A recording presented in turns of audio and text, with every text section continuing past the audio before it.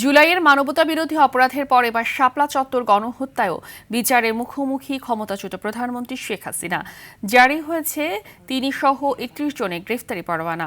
তার সঙ্গে এ মামলায় আসামি, কার্যক্রম নিষিদ্ধ আওয়ামী লীগের তৎকালীন প্রভাবশালী মন্ত্রী, এমপি, পুলিশ কর্মকর্তা ও সাংবাদিক সহ ৪১ জন। পরিকল্পিতভাবে আলেম ওলামাদের এমন নারকীয় হত্যার ঘটনা দেশের ইতিহাসে এটি প্রথম বলে জানান চিফ প্রসিকিউটর। সে সময় ৭১ টিভি ও এর সাংবাদিকরা অপপ্রচার চালিয়েছিল বলে উল্লেখ করেন তিনি। জিএম মাহমুদের রিপোর্ট। AKS অর্জন করল গিনেস ওয়ার্ল্ড রেকর্ডস।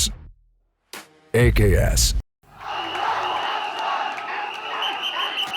২০১৩ সালের ৫ মে ১৩ দফা দাবিতে রাজধানীর মতিঝিল শাপলা চত্বরে মহাসমাবেশ করে হেফাজতে ইসলাম। দিনভর কর্মসূচির পর রাতেও অবস্থান অব্যাহত রাখলে তাদের সরাতে গভীর রাতে বিশেষ অভিযান চালায় আইনশৃঙ্খলা বাহিনী। এতে ঘটে বহু হতাহতের ঘটনা, যার প্রকৃত চিত্র আজও আড়ালে।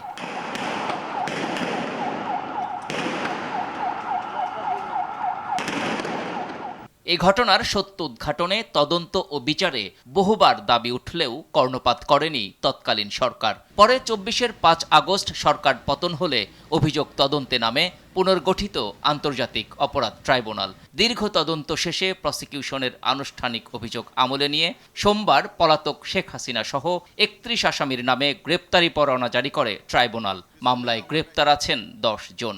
৪১ জন আসামিকে আমরা আমাদের প্রাইম এফএসি আমরা যে ইনভেস্টিগেশনটা হয়েছে তার মধ্যে তাদের সরাসরি আমরা সম্পৃক্ততা পেয়েছি। কাউকে আমরা প্ল্যানিংয়ে পেয়েছি, কাউকে আমরা কনস্পিরেসিতে পেয়েছি, এবং কারো কারো স্বীকারোক্তির মধ্যে আছে যে তারা এক্সট্রা জুডিশিয়াল তারা কনফেশন করেছে। কিছু ব্লগার ও নাস্তিকদের মাধ্যমে প্রভাবিত হয়ে আওয়ামী লীগ সরকার পরিকল্পিতভাবে এমন হত্যাযজ্ঞ চালিয়েছে বলেও উল্লেখ করেন চিফ প্রসিকিউটর। সরকার প্রধানের প্ল্যান অনুযায়ী হচ্ছিল এবং তারই ধারাবাহিকতা। এটা কিন্তু হেফাজতের নেতৃবৃন্দ তখনও বুঝতে পারে নাই যে মধ্যরাতে তাদের উপরে এইভাবে নৃশংসভাবে অ্যাটাক করা হবে এটা, এবং অনেকেই কিন্তু জিকির আসকান করতেছিলেন। হেফাজতের সমাবেশ ঘিরে মোট ৪টি স্থানে ৬১ জন নিহতের তথ্য পায় প্রসিকিউশন। এদের মধ্যে ঢাকায় ৩২, নারায়ণগঞ্জে ২০, চট্টগ্রামে ৫ ও কুমিল্লায় ১ জন নিহতের পরিচয় শনাক্ত করেছে তদন্ত সংস্থা। মামলার পরবর্তী কার্যক্রম ১৬ August. GM Mahmud, RTV, Dhaka.